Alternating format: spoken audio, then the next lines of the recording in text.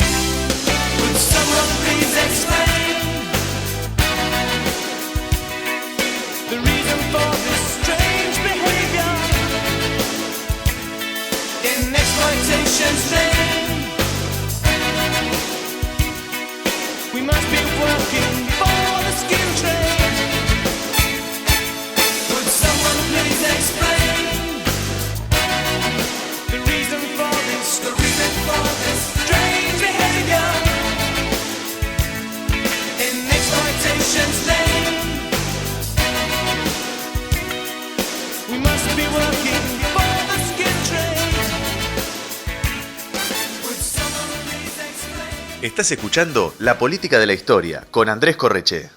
O sea, conmigo. Metemos el dedo en la llaga. Manipulación histórica en la política de la historia.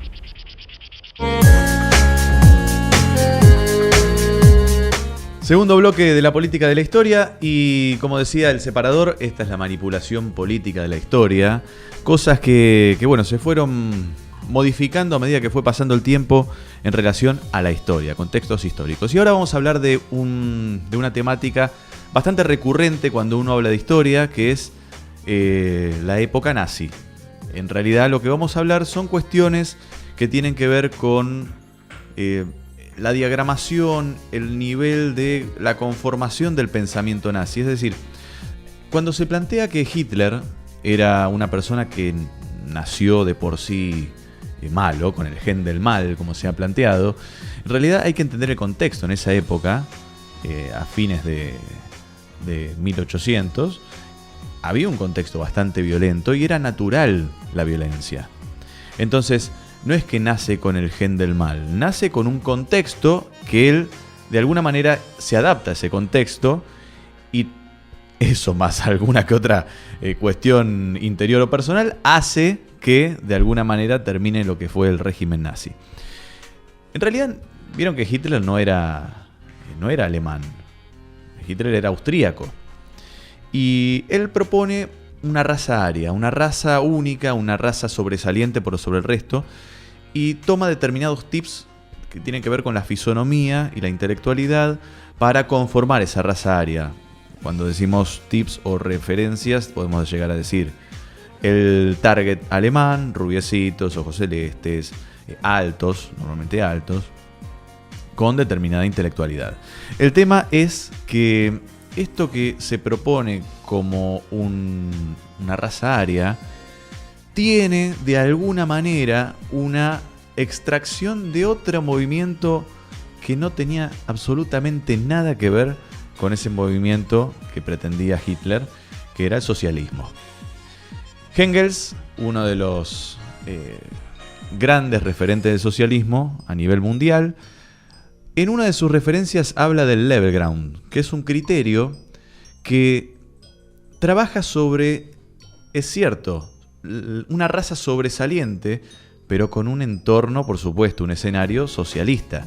No sobresaliente desde lo físico, sino la intelectualidad se ganaba por medio de la ruptura de la dependencia de los poderes económicos. Tenía que ver con una cuestión de socialismo. Recordemos, el escenario que planteaba era un escenario socialista, en donde el pueblo de alguna manera no está tan pendiente de lo económico, de cómo hacer el dinero, sino pendiente por vivir, por crecer intelectualmente, por vivir sin el compromiso de tener la necesidad de obtener determinada cantidad de dinero para subsistir, porque eso de alguna manera se lo adjudica el Estado. Lo administra y lo adjudica el Estado. Ese criterio de level ground que propone Engels es tomado, por supuesto, manipulado por Hitler y deformado por Hitler para después justificar esa raza aria que él buscaba, esa raza perfecta, desde lo físico, desde la personalidad, hasta generar una linealidad en su pensamiento, una formación bien lineal y que sea homogénea. Por eso, a partir de ahí, con ese criterio del level ground, de la raza aria, empieza a hacer los exterminios que luego hace, más allá de la justificación, también una cuestión económica con el pueblo judío y con otros pueblos también, no solamente los judíos. Aquí en Argentina, por ejemplo, en los 50 se defendía mucho los movimientos nazis. Sin embargo, si realmente Hitler hubiese estado en Argentina, nosotros no dábamos el perfil que él pretendía de sus pueblerinos, digamos, ¿no? Entonces, no íbamos a ser muy beneficiados, que digamos. Entonces, esto de la manipulación política, cómo toma y manipula determinado concepto que tiene que ver con el socialismo y con un crecimiento intelectual. O sea, la raza exclusiva tenía que ver con sacarse encima el peso económico y crecer intelectualmente. Cómo Hitler toma ese concepto, lo modifica y genera este pensamiento que después va a transformarlo en la bandera nazi. Y ya que nombramos la bandera nazi, también vamos a hablar sobre cuestiones que tienen que ver en comunicación con la bandera nazi. Porque la bandera nazi, si ustedes recuerdan, era roja, un círculo blanco y una cruz esváltica negra. Fíjense que cada una de estas cuestiones tiene un significado especial. Y Hitler también pensó en eso, porque en alrededor de 1933-30, cuando empieza a generarse, a gestarse este movimiento fuerte nazi, en esa época también estaba en gran crecimiento el socialismo. Estaba en crecimiento la Unión Soviética. Y como potencia Unión Soviética, que cada vez estaba ganando más adeptos en esa época, toma Hitler una referencia como para de alguna manera tomar esos puntos dudosos que tienen aquellas personas que no tienen identificación. ¿Vieron cuando uno va a votar y los discursos primero, al principio empiezan fuertemente bien marcados hacia dónde quieren ir? Y a medida que van llegando a la fecha de la elección, los discursos van bajando y se van haciendo como mucho más heterogéneos, como poco fuertes. ¿Para qué? Para de alguna manera tratar de captar a aquellos que están en duda, que no los capté con ese discurso fuerte, sino que lo capto con un discurso un poquito más laxo. Entonces, Hitler toma para la conformación de la bandera nazi el color rojo del socialismo. Por otro lado, también sabíamos que la otra frontera, Estados Unidos, con su tinte republicano, era otra referencia a nivel mundial.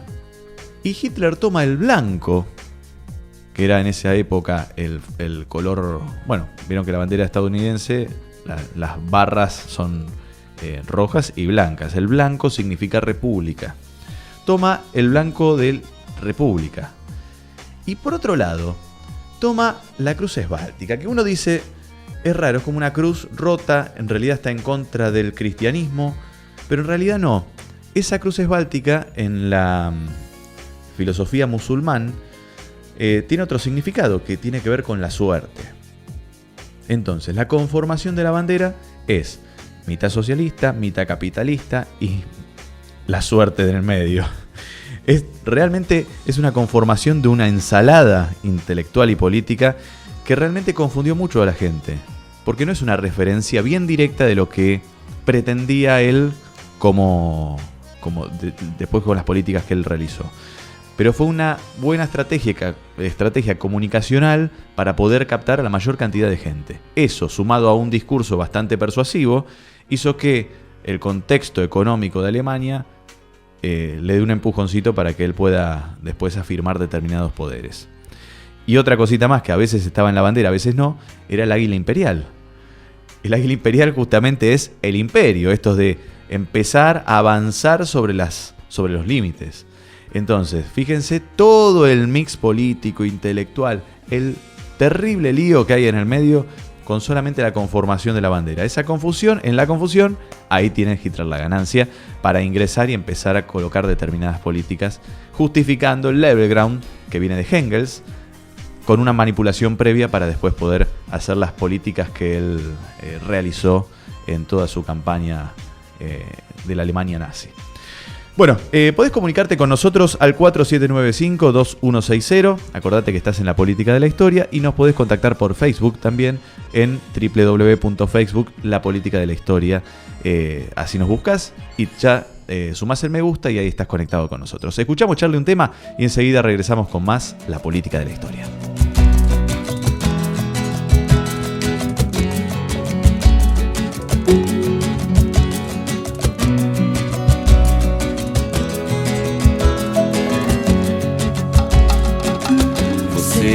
Assim, sonho pra mim.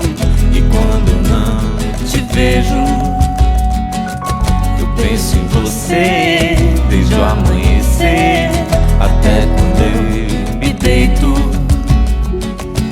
Eu gosto de você e gosto de ficar com você.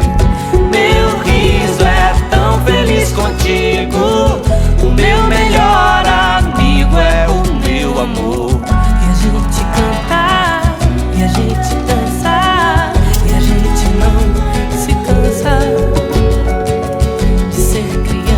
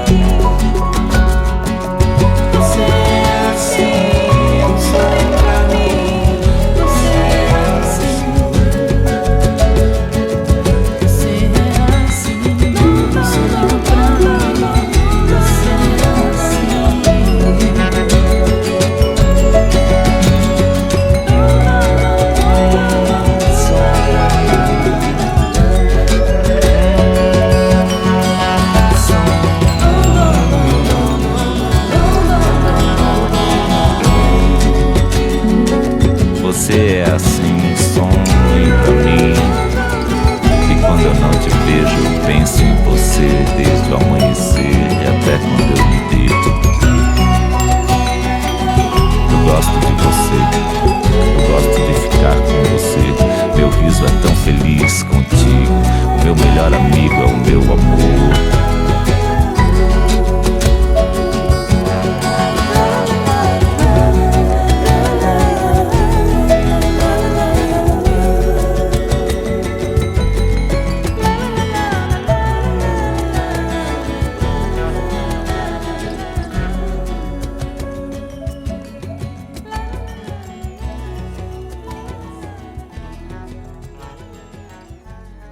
Estás escuchando La Política de la Historia con Andrés Correche. Llegó el momento de la comunicación en La Política de la Historia. En La Política de la Historia. El gobierno de la Nación Argentina cumplimenta esta noche 7 cabalísticas privatizaciones, 7 sectores estratégicos del quehacer nacional. Encaramos las privatizaciones de la televisión, de los teléfonos, de instalar el sistema del peaje, de instalar la concesión vial o la concesión ferroviaria, también de privatizar las radios y de incorporar, por supuesto, la privatización de la empresa estatal de la aeronavegación. Nosotros hemos ideado un decálogo que dentro de unos días se conocerá, que es el decálogo menemista de la reforma del Estado. El mandamiento 1 son palabras de Menem, él no lo conoce aún. El mandamiento 1 está extraído de sus muchos discursos, dice así: nada de lo que deba ser estatal permanecerá en manos del Estado.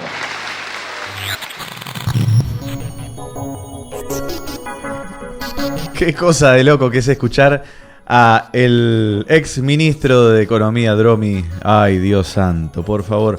Estamos hablando del comienzo de los 90, aquel ministro Dromi, bastante famoso por haber destrozado todas las empresas públicas, o sea, todos los servicios públicos del país, para hacer la privatización. Fíjate que Charlie dice, privatizamos la televisión, la radio. Es tremendo. Bueno, y el decálogo menemista, sí que solamente anunció el mandamiento 1, que es todo lo que no pertenezca al Estado, no debe quedar en manos del Estado. No me quiero imaginar cuáles fueron los otros 9, ¿no? Porque si son 10 mandamientos y solamente fue el primero, no, una cosa de locos. Bueno, Dromi, más allá de que lo hace una cuestión de jolgorio, porque si ustedes pueden buscar en YouTube el discurso de Dromi con esta presentación de las privatizaciones, en realidad lo que hace fue planificar lo que después se terminó siendo la reforma del artículo 45 de la Constitución Nacional, en donde de alguna manera blanqueaba todas las privatizaciones de los servicios públicos.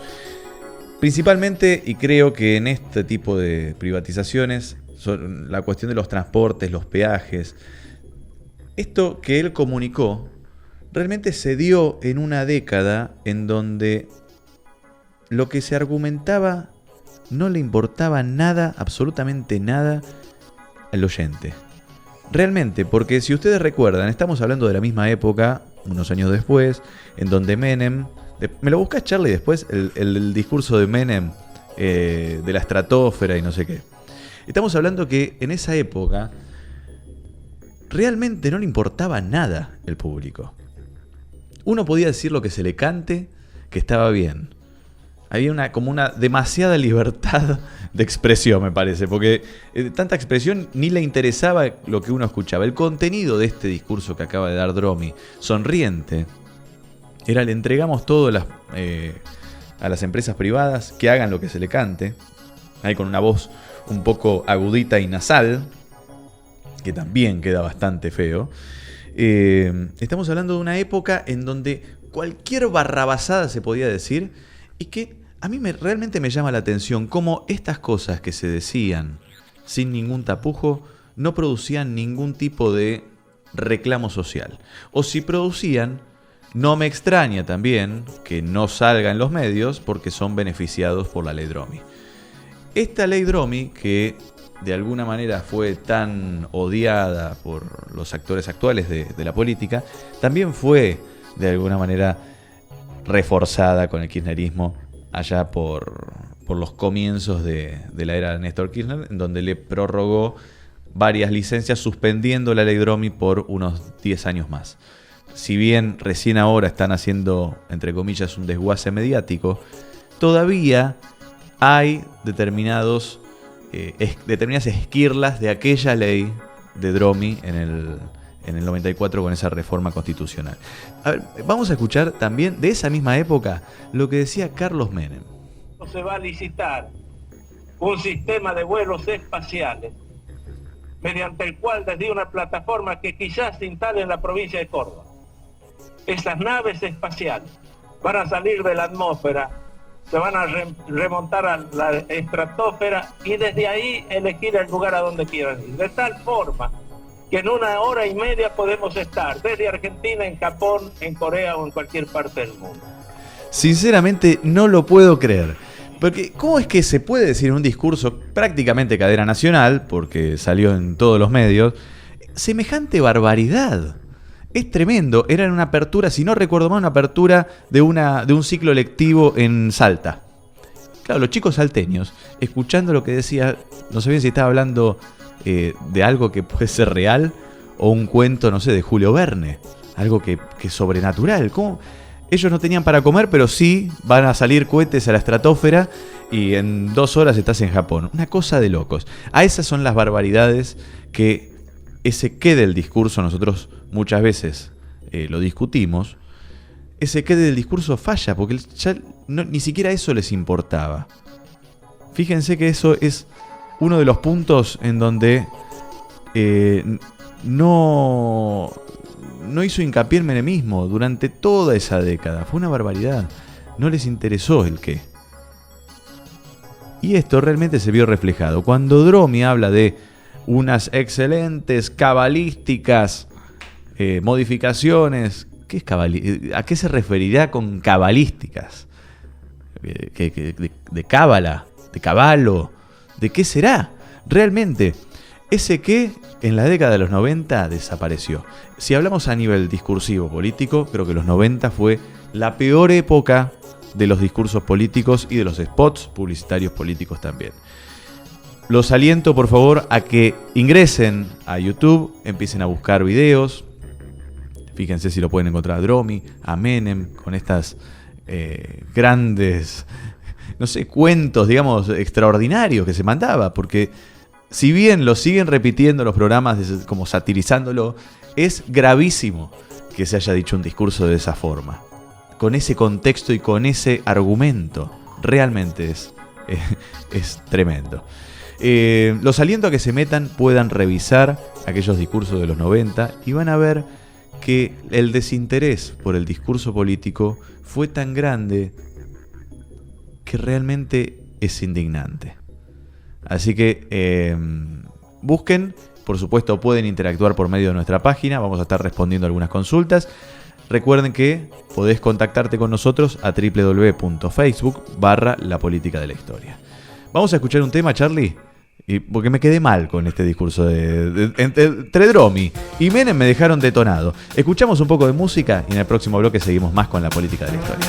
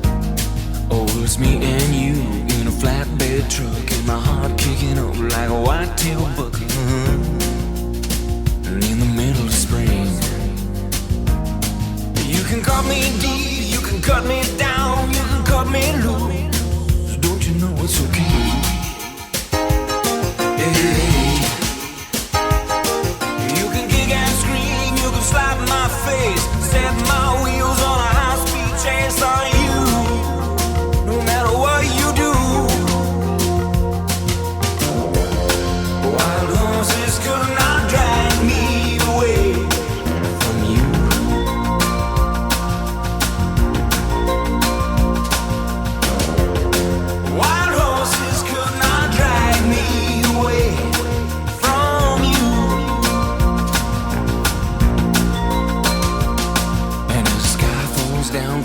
midnight blue, spitting like bullets on a hot tin roof. Yeah.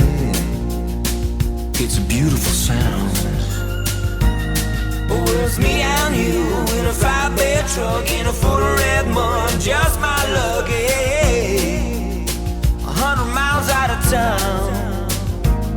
You can call me fool, you can call me blind, you can call it quits. Can't hear a word that you say.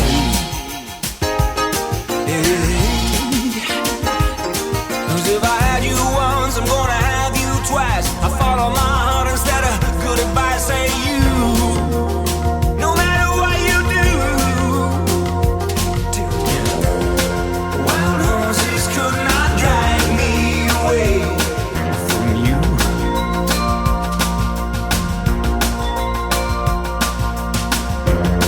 Wild horses could not drag me away from you.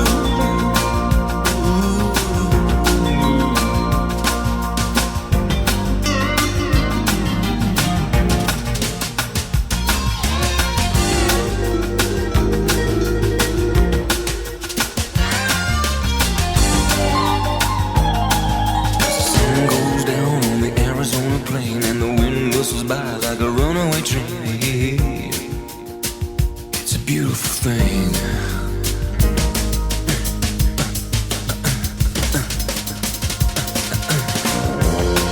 Wild horses could not drag me away from you.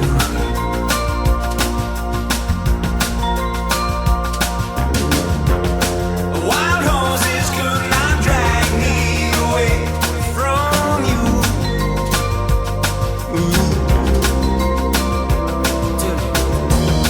Wild horses. Wild horses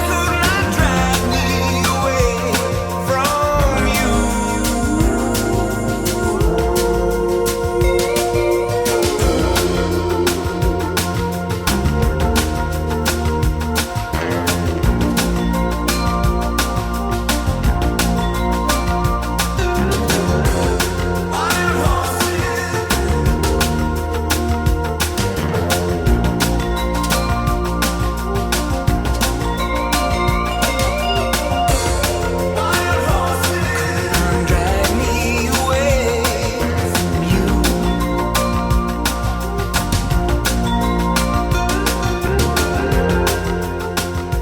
Could not drag me away from you.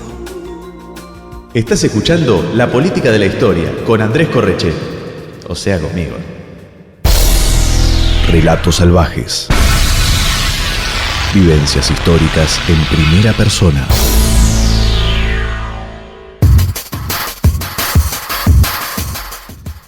Cuarto bloque, seguimos en La Política de la Historia. Acordate que te podés comunicar con nosotros al 4795-2160. Y como decía recién el separador, Relatos Salvajes es un bloque que está dedicado netamente a la entrevista. Y como venimos hablando en todos estos programas, vamos a hablar, por supuesto, sobre la temática de la manipulación histórica. Y como hemos nombrado también en el primer bloque, aquellas matrices de pensamiento y culturales a nivel latinoamericano. Para ello tenemos a una entrevistada de lujo, que es la señora Alcira Argumedo, socióloga, realmente una gran socióloga, una gran persona, que he tenido la suerte de tenerla como docente y realmente me fascinó. Realmente quedé fascinado con los contenidos que ella nos brindó en las clases. Así que, Alcira, ¿cómo estás? Te doy la bienvenida. ¿Qué tal? Muchas gracias. Bueno, no necesitas hacer tanta propaganda, ya te puse buena nota. Recuerdo que sí. Fue un 9 por un trabajo de los Tobas que había hecho sobre la corriente cultural. Seguramente no se acuerda porque ha tenido tantos trabajos varios miles. Me acuerdo. Pero la he tomado siempre como una referente a nivel histórico y social, realmente. Es una persona que sabe muchísimo de sociología, muchísimo de cultura y muchísimo de historia, que nos compartía mucha información en cada una de sus clases. Así que yo estoy eternamente agradecido. Bueno, me da mucho gusto que te haya gustado realmente. Bueno, Alcira, el programa de hoy, si bien le comento, ha pasado por distintas etapas, uno de los focos que queríamos trabajar, por eso la contactábamos a usted, es sobre en una primera instancia sobre aquellas manipulaciones que se han hecho sobre los diseños curriculares de la materia de historia en relación a el producto final, que son los chicos y su formación cívica. Lo que hemos visto en estas temáticas que hemos trabajado es que en realidad aquellos diseños curriculares ya desde hace 5 años a la actualidad han cambiado muchísimo y han bajado mucho el nivel de contenido que le puede llegar a producir algún tipo de pensamiento al chico. Y eso realmente nos llama la atención. Siempre ha sido una manipulación política de la historia con un fin, digamos, netamente político, ¿no? Por supuesto, sabiendo que es un dispositivo del Estado. Sí, es cierto que hay lo que llamaba Jauretsch esta política de la historia, es decir, que de alguna manera las interpretaciones de la historia se hacen desde un presente y entonces tienen que ver con una concepción y con las concepciones políticas dominantes o impugnan, etcétera, etcétera. Uh-huh.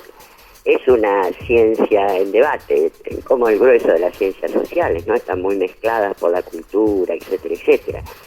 El problema es cuando esto se vuelve, digamos, grosero y forma parte de una crisis más profunda. Vos pensás que el sistema educativo argentino, más allá de las corrientes hegemónicas, etcétera, dio hasta hace 40, 50 años 3 premios Nobel en ciencia, de gente que empezó jardín de infantes hasta la universidad en un sistema público universal y gratuito.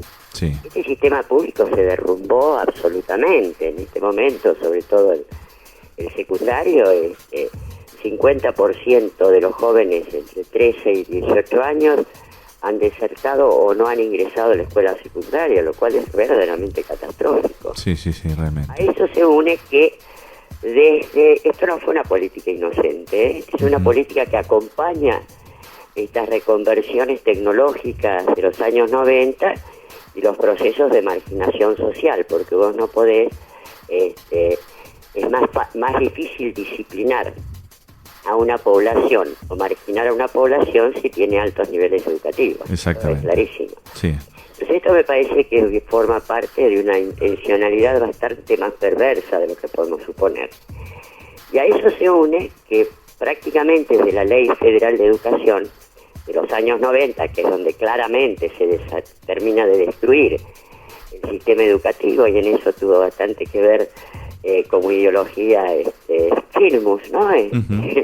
Sí, que después es uno de los popes nuevos de la educación, en realidad, ¿no? Exacto, pero fue uno de los promotores de la Ley Federal de Educación, que fue una destrucción aberrante del sistema educativo. Pero donde ya la enseñanza de la historia pasaba a ser cada vez más deteriorada, cada vez más pueril, cada vez con menor información y, por supuesto, con ninguna capacidad de desarrollo crítico. El tema es, y además, si uno fuera una buena persona, dan las dos versiones de la historia. En todo caso, es que sea el alumno el que va desarrollando su visión crítica, aunque uno puede demostrar cuál es su propia posición, de manera tal de hacer mentes creativas, críticas, interesadas, ¿no? Porque acá la clave es despertar, no tanto llenar de contenido, sino despertar un estímulo. La atracción por el conocimiento, ¿no? Entonces, porque en 5 años no terminás de hacer nada, es lo mismo una carrera universitaria. En 5 años, si vos lo comparás con alguien que sigue estudiando 15 años más, te das cuenta que es una base. Claro. Entonces ya se venía viendo en los años 90 como el deterioro del conocimiento de la historia. Yo recuerdo que en general yo pienso que la pedagogía debe darse no basado en el temor de la humillación del aplazo, sino verdaderamente en que vos tenés que tener una incentivación de que el tipo dé lo mejor que puede tener. Exacto. Por lo tanto, porque entonces ahí sí haces una carrera, una cabeza creativa que no le tiene miedo al error. Claro. Por supuesto que no te haga trampas tampoco, ¿no? Bueno, pero yo me acuerdo que en determinado momento, esto sería el 2000 y pico, como haciendo un chiste, pero un chiste de nivel Villiquen, a dar el pensamiento de San Martín, y pregunto, ¿dónde nació San Martín? Y veo le pregunto a uno, pero así como jodiendo. Sí. Y veo que me queda mirando. Al segundo me queda mirando. Dije, nadie abra la boca. Entonces le dije, al tercero le dije, si no sabes dónde nació San Martín, te bajo. Porque no tenían ni cultura villique. No tenían ni idea. Entonces, esto es gravísimo. Lo que te quiero decir es gravísimo, pero no es inocente. Claro, yo por ejemplo, acá paso a un plano personal. Después quiero hablar sobre el pensamiento crítico y sobre el aprendizaje significativo y lo que es la construcción de la historia y la formación cívica.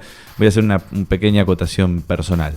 Mi hijo está transitando el colegio primario y está en la etapa, justamente ahora en junio, en donde le enseñan sobre Belgrano, sobre la bandera. Y hace unos programas atrás dimos en realidad aquí en este programa cuál es la real formación de la bandera, cuál es la intencionalidad de la bandera, qué significados tiene la bandera, qué significados comunicacionales. Y a mi hijo realmente todavía le siguen dando los contenidos que la bandera celeste y blanca porque Belgrano miró el cielo. Es una cosa de locos a esta altura. Además también es cierto, era lo que yo en algún momento dando cursos de formación con piqueteros, te estoy hablando de etapas 2001-2002, cuando el movimiento piquetero tenía todo su potencial. El problema es que le llevaron adelante las luchas de la independencia. Uh-huh. Era lo que yo les decía. En este país, cuanto más negros sos, cuanto más morocho sos, más glorioso es tu estirpe. Sí. Porque si vos yo le decía, busquen ustedes sus abuelos, bisabuelos, etcétera, se van a dar cuenta que han participado en grandes epopeyas de liberación, porque les decía, ¿qué creen ustedes que fueron los que lucharon junto a Belgrano, a San Martín, que fueron los sirio-libaneses, exacto, los italianos, los polacos, fueron sus antepasados? Exacto. Y esto tiene mucho que ver, por ejemplo, con las relaciones de Belgrano con todo el movimiento indígena. ¿Por qué? Porque lo mismo que Moreno, porque ellos venían, muchos de ellos se habían formado en Chuquisaca.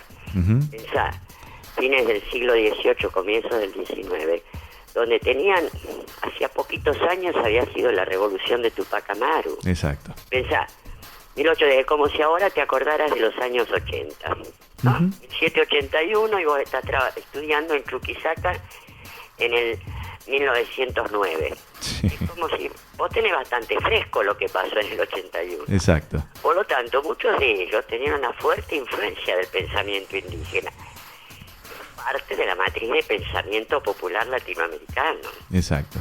Y esto me parece que es la clave. Lo que sucede es que acá tenés esta cosa fundacional de la cultura occidental que ignora absolutamente que en la historia de América, en sus 10.000 años de historia registrada, donde están, por ejemplo, las pinturas rupestres, etcétera, en el sur de la Argentina, que es el último lugar de población de América, uh-huh, tenés una historia de 10.000 años y solo de 500 años de contacto con la cultura universal. Exacto. Y la cultura universal se encargó de tonar todo tipo de... No solamente detonó, sino que en muchos casos estaba mucho más atrasada, que es un poco lo que nosotros señalábamos. Yo estoy dando ahora una batalla por crear en el Parlamento la Universidad Nacional Intercultural de los Pueblos Indígenas, donde la idea que es absorber los conocimientos desde su propia cosmovisión, así como, no sé, la Maimónides, sí, te enseña, no sé, geografía, sí, o medicina, pero desde su propia cosmovisión, o la católica.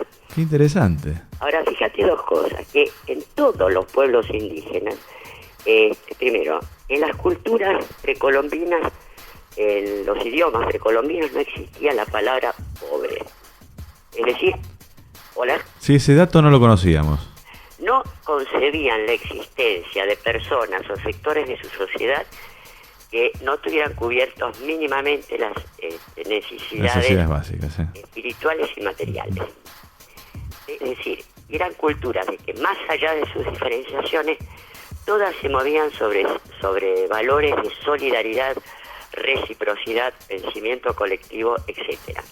Uh-huh. A su vez, tenían una relación con la naturaleza que, mientras el pensamiento occidental afirma que la naturaleza es algo exterior a los hombres, uh-huh, que debe conocerse para dominarse y explotarse, estos pueblos originarios en todas las culturas consideran que los hombres pertenecen a la naturaleza y por lo tanto deben tener con ellas relaciones armónicas y no depredadoras.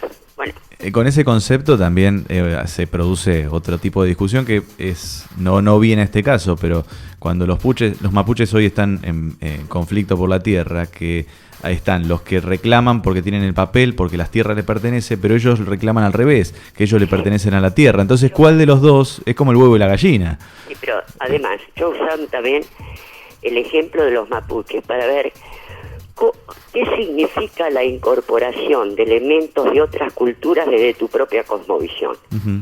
Y es el hecho de, por ejemplo, la incorporación del caballo. Los mapuches incorporaron el caballo en el siglo XVI.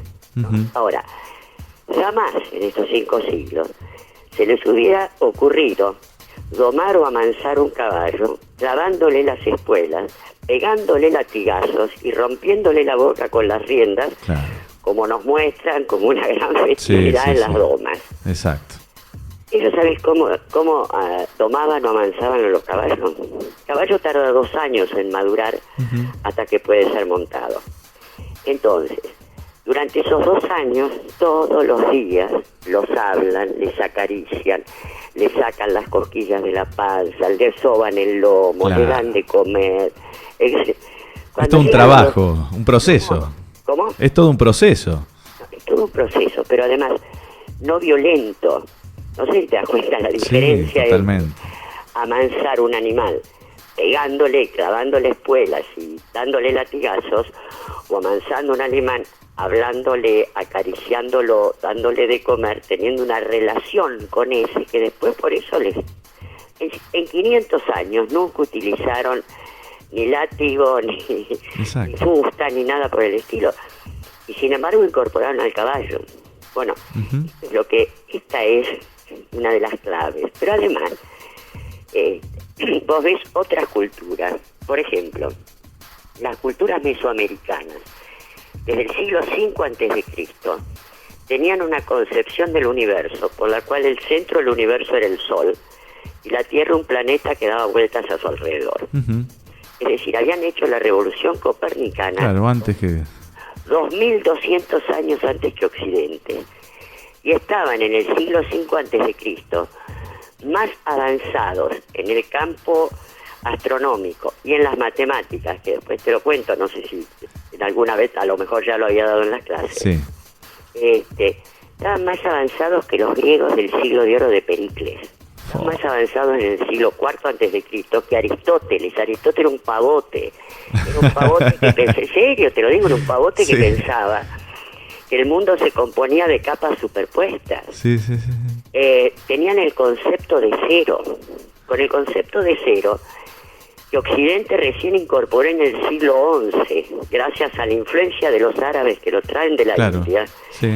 Estos en el siglo V a.C. hacían cálculos algebraicos que les podían hacer proyecciones a larguísimo plazo. Por ejemplo, en los libros del Shilam Balam, que se encuentra en la cultura maya, estaba previsto en 1485 el eclipse de sol que se iba a producir en México en 1991. ¿Sabes qué pasó en México en 1991? ¿Qué pasó en México? Hubo un eclipse de sol. Ah, o sea que... Lo que te quiero decir, Exactitud. era un estúpido, Sí, era sí. un pequeño tonto. No sé si entienden. Qué bárbaro. Pero estos vienen con una soberbia de su cultura universal. Es impresionante. Realmente, escuchándola, yo tengo también soy un apasionado de las culturas originarias y realmente escucharla hablar sobre esto me emociona bastante, e incluso creo que podríamos estar hablando varios programas. Y es todo material súper interesante. Realmente todos estos contenidos en la currícula de educación no están, desaparecen. Esto de sobreponer cuestiones occidentales está más que claro, porque todos estos contenidos Sí. no están. No, pero es que hay un Nos enseñan. ¿Qué quieres que te diga? Si el rey del pensamiento nacional y popular es Pacho Donald. Sí. No sé si vos habías leído lo que él en el año 90 había escrito en la introducción a la autobiografía de Menem. Sí, me acuerdo. Es verdaderamente una perlita para darte cuenta de lo que es una fantochada. Sí, es cierto. Ese señor, que en 1990, en los 90, consideraba que, además de que Menem era Superman, Claro. la Justamente avanzada del en el- pensamiento era el neoliberalismo, que a los 10 años, 5 años después, pasa a ser el presidente del Instituto Dorrego, que iba a profundizar el pensamiento nacional y popular, que así terminaron en un papelón. Exacto, me acuerdo. Te digo una cosa, si el coordinador estratégico del pensamiento nacional en la Argentina, Pacho Donald. no, es Foster, Ah, Foster, perdón, el de la Biblioteca Nacional. que lo conozco, como se diría, de naranjo, Sí, en el gran debate que tuvimos en los fines de los años 90, donde yo estaba defendiendo, ya había publicado Los silencios y las voces, que a él le parecía una merzada, ¿eh? no, un libro fantástico fue. Y ellos estaban en la posmodernidad y en la Middle Europa, etc. Con estos improvisados y fantoches no vamos a ningún lado. Y uno es el gran coordinador del pensamiento nacional, que acaba de viajar a San Juan a promover la figura de Sarmiento. Yo creo que hay que ver Sarmiento, pues Sarmiento es Dr. Jekyll y Mr. Hyde, ¿no? Sí. Exacto. Si vos no ves las dos facetas de Sarmiento, caes en una trampa. Exacto. Yo me imagino que más cercano a la fecha del Día del Maestro y demás vamos a hacer especiales de educación. Pero no para resaltar a Sarmiento, sino para resaltar a Simón Rodríguez. Me Bueno. parece mucho más interesante intelectualmente. No, pero además, esa es la clave de la cosa. Sarmiento incorpora toda la concepción de civilización o barbarie o cultura occidental. Simón Rodríguez es un tipo que tiene sus raíces, al igual que Bolívar, en lo que son esas culturas, ese sustrato cultural acerca de la reivindicación de aquellos que son absolutamente despreciados, y por eso reivindicaba, o fíjate que no solamente reivindicaba Exacto. la jerarquización Ujú. de los niños pardos y morenos, sino además de las mujeres.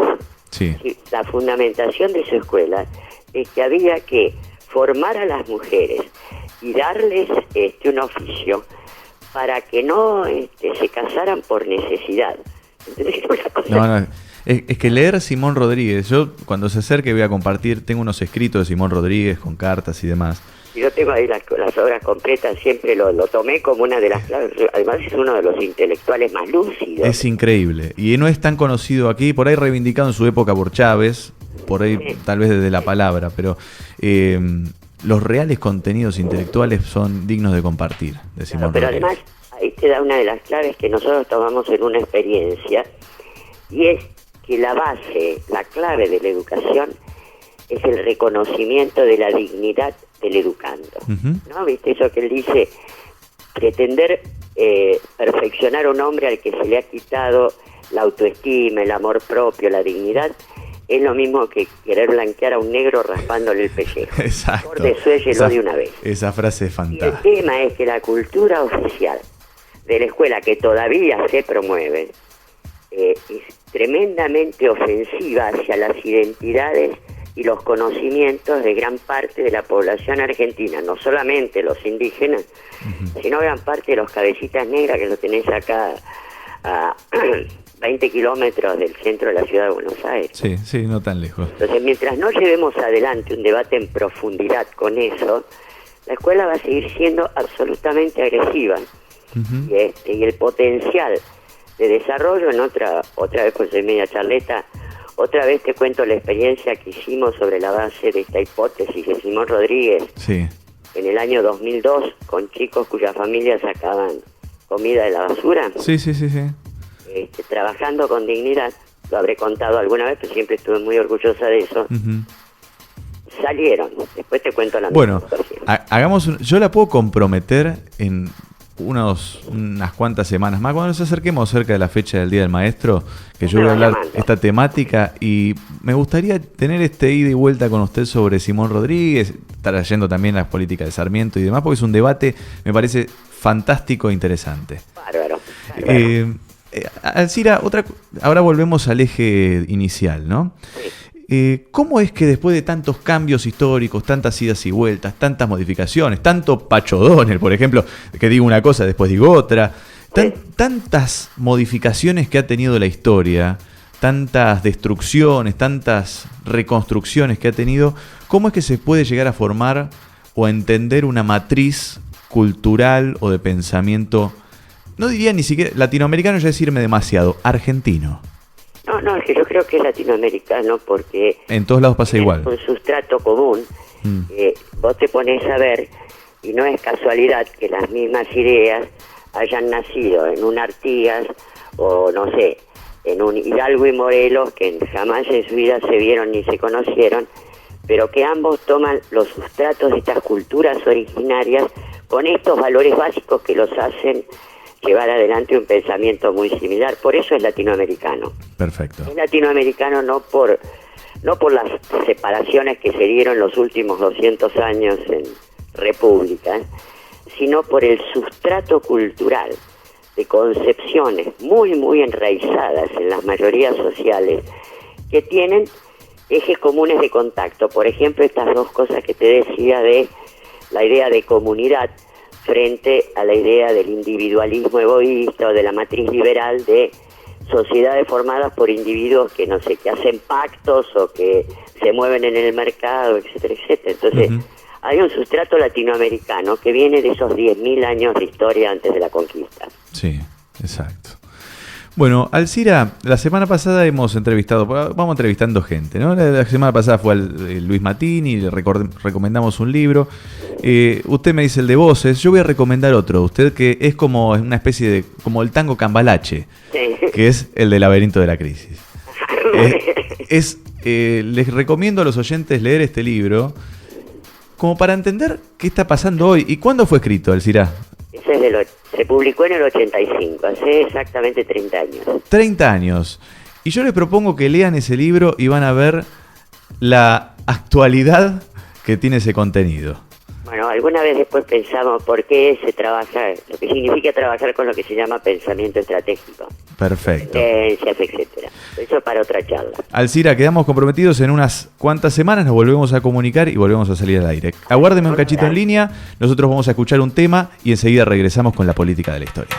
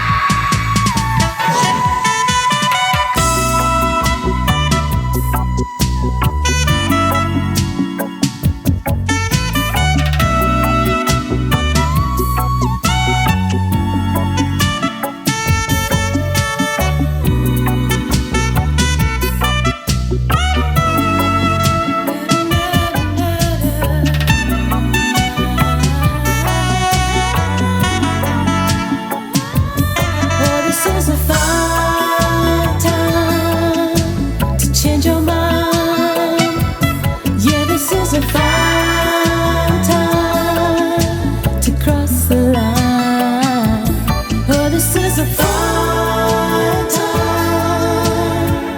I can't go on without your love. Well, this is a fine time to change your mind. Your sweet love, your sweet love. Well, this is a fine time. Estás escuchando La Política de la Historia con Andrés Correche. O sea, conmigo.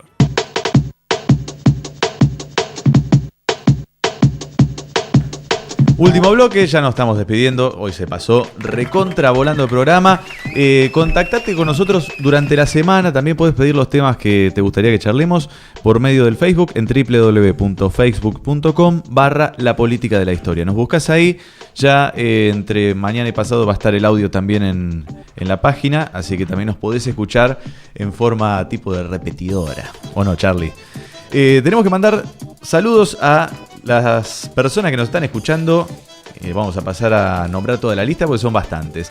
Claudia, Dani, Lucía Rizzo, Mariano Villar, Ana, Sandra, Leo, Karina, Adrián, Anabela y Débora son los que nos están escuchando, que nos han escrito por medio o de mensajes o de la web. Nosotros nos quedaron otros temas también afuera, seguramente los incorporaremos la semana que viene. Hemos adelantado deportes, tantos otros temas que la verdad no nos dio el tiempo. Nos hemos enganchado en la charla con Alcira Argumedo, que realmente es una charla para guardar, porque Alcira Argumedo realmente es un intelectual de la Argentina.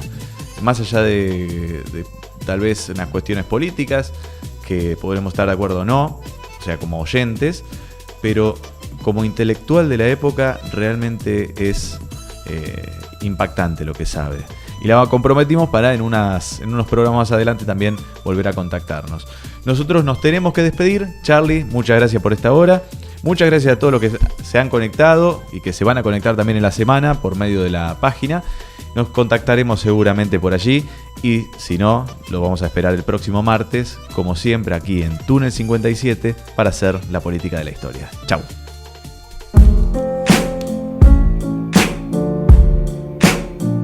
www.tunnel57.com.ar. El futuro de la radio hoy.